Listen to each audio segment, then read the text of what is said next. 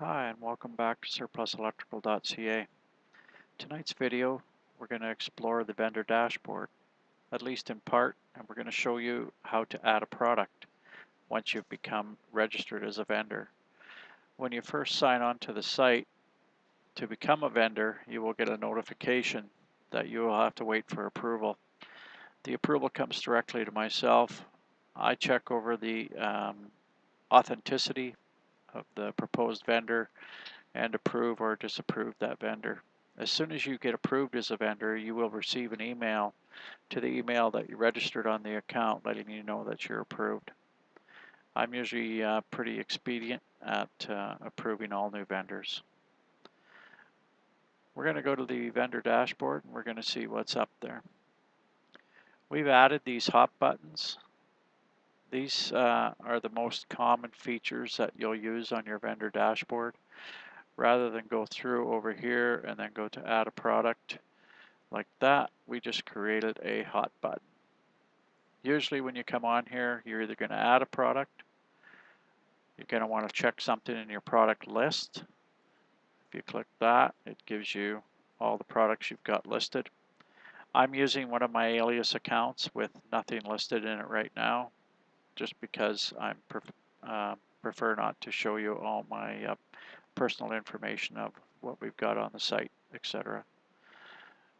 Your orders, that gives you an order history of what's been purchased and what status your orders are in.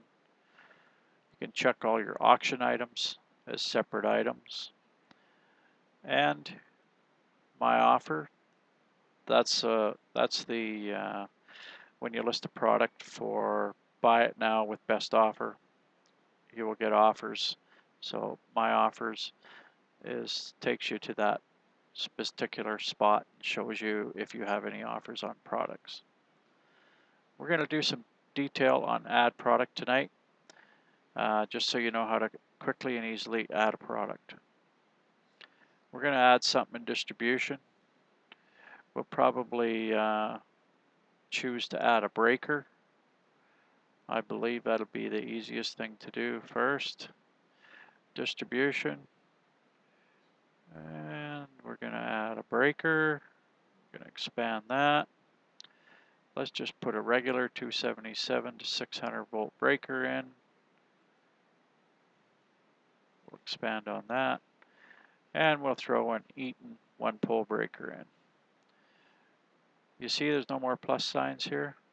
That means you've gotten to the end of the chain if you've found exactly the precise location that you should be entering your breaker in. Product name, you will fill that out. There's lots of space in there. Put the name of the breaker, the part number, the poles, the amperage, the voltage, everything that's important to us electrical guys regarding that breaker, all its characteristics. There's plenty of room in here. Do not go past the end. That's just going to clutter up your listing and not make it look very good. Product conditions. Got new, which is brand new in the box. New other, that could be out of the box and it's been sitting on the shelf for a while or whatever the case may be. Takeout, very, very good feature to have for breakers and many other products. If perhaps that breaker was taken out of some panels that were not used on a site before it was ever energized, that's called a takeout product. Refurbished. Refurbished is not just blowing the dust off. Refurbished is actually refurbishing and testing the product. Please do not call it refurbished unless it's been tested properly. We recommend providing proof of such tests if you're going to put refurbished products on. Used speaks for itself. It's a used product. And parts only would be a product that's only good for parts. It may have some usable pieces on it, but overall it will not function as intended. We'll put a new breaker on today. General description. There's plenty of room there. Please feel free to add as much as you want in general description. Short description. That also shows up right on the listing when people are browsing your listings. So we might put something like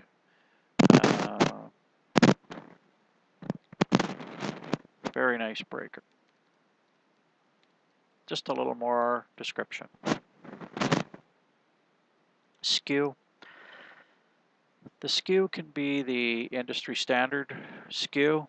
The SKU can be your specific SKU. Every product has a specific number, so that's up to you what you want to use for SKU in there. You cannot duplicate SKUs. If you've got a new and a used, you might want to have a SKU number with an N at the end of it or a SKU number with a U at the end of it. Pricing information. You got buy it now, and accepting best offers and auction for your options. Your price, Canadian. Sale price is a neat feature. If I put a sale price in for the start date of today and an end date of a week from now, that item will actually show up in red as an item that's on sale on the site. Quantity of items, we might have 34 of those. Stock availability, if you select out of stock, it will be in your product list, but it will not show up on the site until you have stock. So it's a good way of not having to re-enter products. They can just be out of stock and sitting in your product list for when you get some again, and then it's easy to reactivate that ad. Business seller taxable item. Any of us that are a business have to select taxable goods, and we have to remit our taxes. Images, pretty self-explanatory. Click here, drag and drop to add your images. The weight may be important depending on 0.6, depending on whether you're going to use actual cost shipping or whatever you're using. Specifications. The specifications are somewhat intelligent.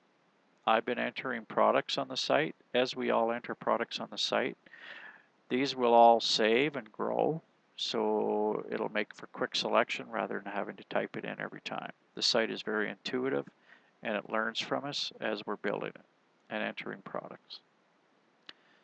Lots of information there for all different types of products. Of course, for the breaker, some of these don't really matter, but they will for other products. Shipping options. You've got your flat rate shipping. That's my personal favorite. A lot of small items are going to be 10 to 15 bucks to ship, so I like using the flat rate shipping. It's simple. Actual cost shipping. This will calculate the actual cost of the shipping the product. You will have to enter dimensions and wait for that. That is still in final development and will be live very soon. Free shipping. Another very good way to go. A lot of people prefer the free shipping. Maybe you make the product priced slightly higher, but you offer free shipping. Maybe that'll enhance your sales. And local pickup only is for those large items. Say you have a pickup truck or an old van, maybe a job trailer for sale, whatever the case may be. You may want them to have to come and pick it up from the site only. So in that case, you can select local pickup only. You would, of course, want to enter the postal code in so everybody knows where the product is. It's mandatory. It won't let you go past there without the postal code of the product. Not necessarily where you are, but of where that product is. Return conditions. You can offer full refunds, conditional refunds, or no refunds. I'm kind of a fan of the conditional refunds, and I usually will put in here, must not be used and still saleable. I like to put that on a lot of my ads. Just makes it easy to let people know what the conditions of the returns are. If it's a new product and there is warranty, you can also enter in warranty information in this section. It will hold quite a bit of text in that section. Other than that, that kind of gives you the quick 1-2 of how to sell your product. After you've put it in, you simply click Save. Within a few moments, you will get a green message up here that will say your product has been saved. After the product is saved, you can go through and modify it. I usually just click Add a Product again, and it starts me with a clean slate every time I want to list another product. I thank you for joining me on surpluselectrical.ca for this rundown on how to simply sell products. Thank you.